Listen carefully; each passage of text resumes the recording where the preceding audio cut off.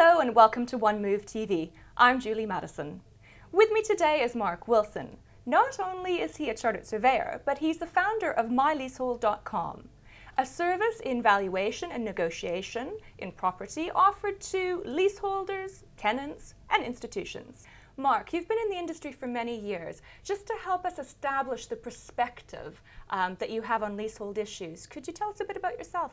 I qualified as a chartered surveyor, and I've been running a property letting and management business in the West End since the early 1980s.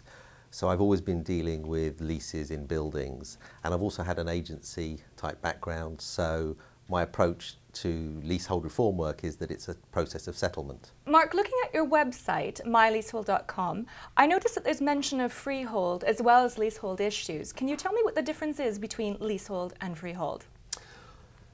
The principal difference between leasehold and freehold is that a lease is a slice of time. A lease is granted for a period that has a start date and an end date. So when people say I'm buying a flat, what they're really buying is they're buying a lease. And that lease will decline every day. Every day it will get shorter and shorter. A freehold is an interest that's held in perpetuity, which is the normal way that a house is bought and sold. It's a freehold house. But flats, by the nature of tenure, are owned by way of leases. Mark, tell us about the importance of a lease. What are the things you should look for when reviewing your lease?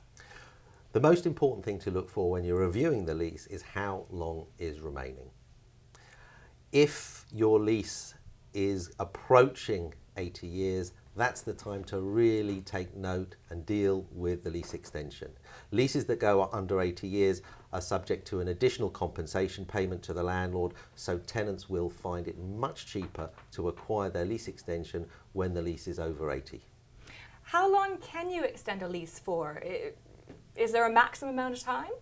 The first thing that a tenant has to do is to check how long the lease has remaining, and as long as he's owned it for 2 years, he will qualify as of right to extend his lease.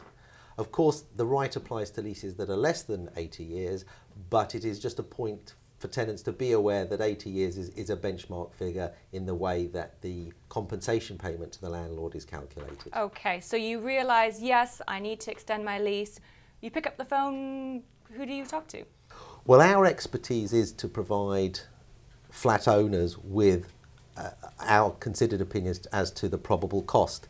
It's a statutory valuation, which it's technical in the sense that we obviously know how to carry out the computation, and knowing the value of the property, we can give a very good indication of the likely price that will need to be paid. And when looking at prices, I would imagine that a landlord and a tenant are going to have what may sometimes be two very different views on what that cost should be.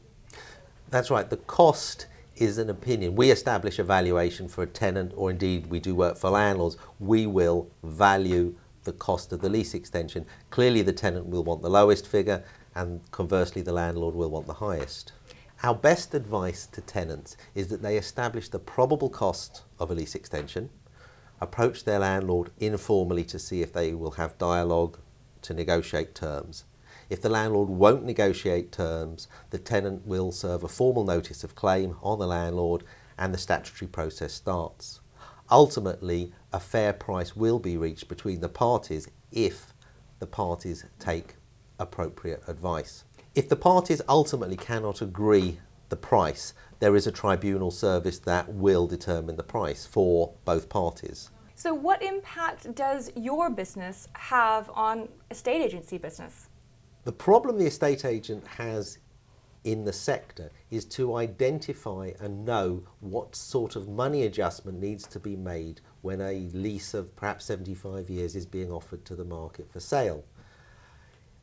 Clearly, if the flat next door is offered for sale on a 125-year lease, it is absolutely certain that someone will pay more for a 125-year lease than they will for the 75-year lease. You'd think so, but you do find that sometimes they're priced very much the same. Well, I think this is the confusion and the problem the estate agent has.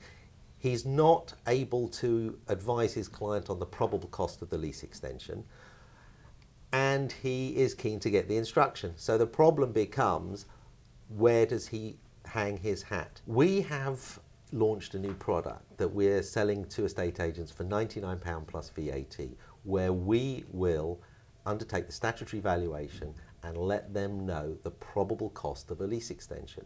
Now, this is something that they can either pay themselves or they can actually get their clients to pay towards, because it will be a key factor in the ability to sell the lease. Okay, Mark, top tips. Top tip to a tenant is have a copy of your lease at hand.